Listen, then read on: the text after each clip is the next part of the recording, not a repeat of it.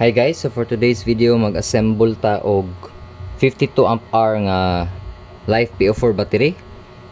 So upat ni siya kabok tig 3.2 volts kada usa. So ato na siyang i-series para maabot og 12 volts para sa tuang solar setup. Nya ato na siya tauran og dali 60 amps nga BMS tapos natay 1 amp 4S nga dali active balancer. So para na kailangan na po nato og bus bar, nya atong mga screws. Now, of course, need na to ato ang tester. Kaya itong i-check if sakto ba ang voltage as advertised. Sige. So good ta. Ito itong i-check sa ang ihang voltage. So, set our tester to voltage DC.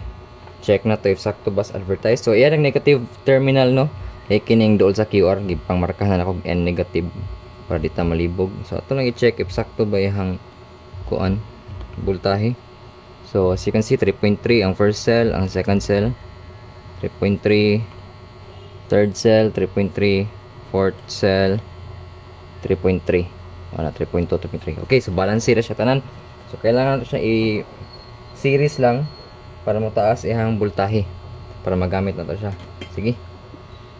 So first, naalam po ko dugang no nga mga ply mga karton kaya ato na i-cushion diri sa tunga para di siya mag sig bump into each other. So pang cushion lang guni siya, cushion effect ang tuyo na kuha ng karton. So na siya butang sa tunga nila. Ngayon niya ator ng tapan human tog taod sa tuang BMS. Okay? So karon nato na siyang ato siyang i-set aside. Ito taod ang ato ang mga bus bar. So ato na siya i-alternate since mag-series man ta. So ato ang negative connected to positive and our negative connected to positive. So ano na siya guys, dali na kung i-arrange alternate. So kada cell ano nyo 52 amp hour na siya kada usa nya 3.2 volts. So if mo i-series mo 12 volts na siya. So pagtaod itong bus bar ato lang guning ikuan negative to positive. Yan po kan negative positive then negative positive.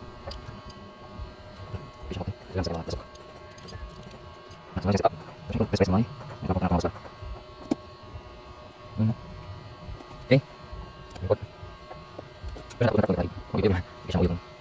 Yang cells. Okay, last one. Yan na siya.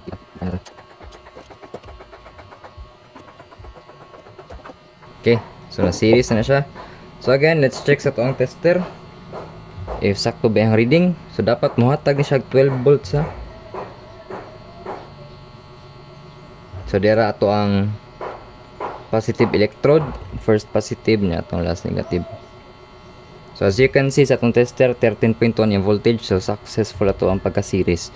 Now, so natong buhaton ato na ning ibutang ato ang BMS. So for reference guys, ginsa nato pag-connect ang ato ang BMS ug atong active balancer. So ang kining N1 mo na ang first negative ato na i-connect sa battery nga first negative electrode niya ang mga positive electrode P1, P2, P3, P4 imo ra po na i-connect diha ang mga wires from your BMS and your active balancer. So sundan lang na ang diagram. So nga na siya pag-connect. So ato lang isang gitipan na to ang battery para di siya magsigabungkag. So ito sa palapin itong tester. Yeah. Now it's time for us to install our BMS. Pwede na po simultaneous yung BMS o imuhang active balancer. So ang purpose ng BMS kay para dili magguba yung battery. So siya mo battery management system. Then kining balancer, it makes sure nga pag charge ang imong battery, balance tanan cells nga they have the equal amount of voltage and amperage. So magana ang sense. So pag gamit ani guys, let's say aray taon na sa atong balancer. Ako na po nang gipagtauran og terminals no, wala na siya pagpalit. So as you can see ang kining black nga wire, this is for the first negative. So diri na siya ibutang. Unya followed na tagsa sa first positive. Yung tapad nga wire nga ang sunod kaduha for the second positive, third positive and fourth positive. Same sa imong BMS. Parallel na siya. Same na siya ka-attachan. Ito yung tanggalan. One. This is for the first negative, so ari po na siya. Tapos first positive, second positive, third positive, fourth positive. Anya, as you can see, na ng B minus o P minus. Imo po nang i-attach po diri sa battery. Ato na explain later on kung saan. Okay? So karon ato nang ipang attach sa mga terminals. So first, ang B minus ari na sa to ang first negative. Kauban sa ato ang first negative sa ato ang BMS o first negative kini itom sa to ang balancer. Okay. Next, ang ato ang first positive sa first positive. Dari ana. Yung negative niya positive. First positive ni siya. First positive. Uy, niandra naman na itong BMS, oh. Siga naman. Nod, ang atong second positive. Ug ang second positive sa BMS. Aray, negative positive. Okay. Tapos, next. Ang third positive sa balancer, third positive sa BMS. Ito na siyang iusa.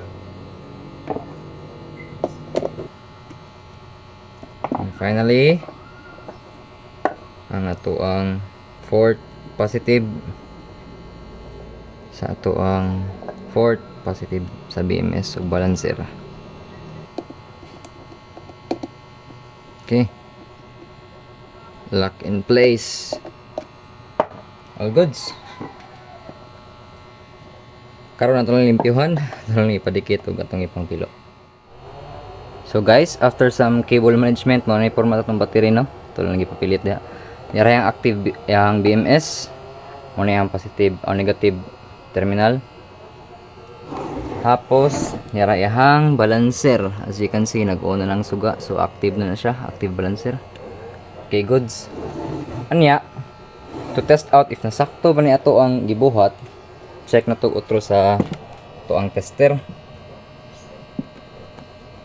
If mao pa ba ang reading nga voltahe niya. So set na to DC, volts DC. So iyahang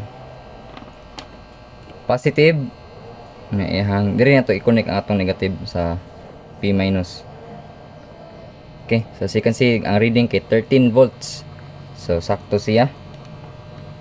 Check balik. 13 volts. Okay, correct. Sakto na itong taod. Yeah. Lastly, to check if sakto ba, magtaod ta diri og load na ako'y 12 volts na suga. Ato testingan. So 12 volts ni siya, guys. Since naman siya BMS, no, instead ari sa negative electrode ni mo itaod imong negative, ari sa imong P negative. Kay to ensure nga awa kita ang porma, ari mo sud ang ihang negative moagi sa BMS para ma-manage niya if naay mga overcharge, overcurrent, ayaw siya maabot rin sa negative. So mo na purpose diri na itaod ang negative, ha, nya diri sa positive ang imong positive. Sige, so let's try. So 7 watts rin siya nga 12 volts DC. Itong negative connect sa negative o ang positive sa positive. Okay, ni siga. So gana siya, guys, sakto atong pagka-configure and all good.